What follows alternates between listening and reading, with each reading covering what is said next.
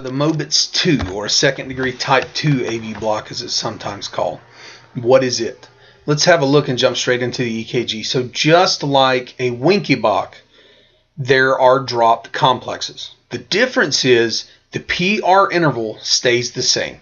So have a look, okay, at every single one of these PR intervals. They stay exactly the same before the complex is dropped, and then it's not there anymore. And that's how you can tell it's a second-degree type 2. Just like with your Winky box, it can be indicative of a long-standing heart disease and sometimes MI, but it's usually not a normal thing.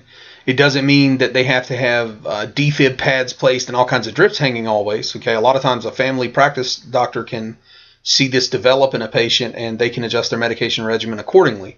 So it's not always an emergency when these things come on, but they can come on during an emergency. So it really just gives you a high index of suspicion when you see one. Okay, let's have another look. And as you can see, the PR interval stays exactly the same. This is a pretty classic representation. It gives you 3 nice beats, and then bam, a complex drops. All right. And here's another one that it's a little different morphology. I always like to throw these in here because people get so hung up on how the EKG should look in their brain. But regardless of how that ST segment is depressed and how ugly, for lack of a better word, this rhythm is, as you can see, you have 2 PR intervals that are completely even, and then they drop 2 complexes. So again, no rule of threes here, okay?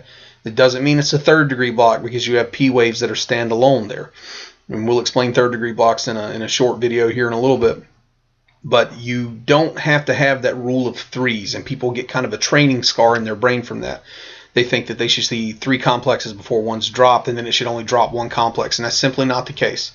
There's no rule that says there has to be 3 complexes before it drops 1, and there's no rule that says that the heart only has to drop 1. All that is determined by the condition that your patient is in at that time. All right, thanks for watching.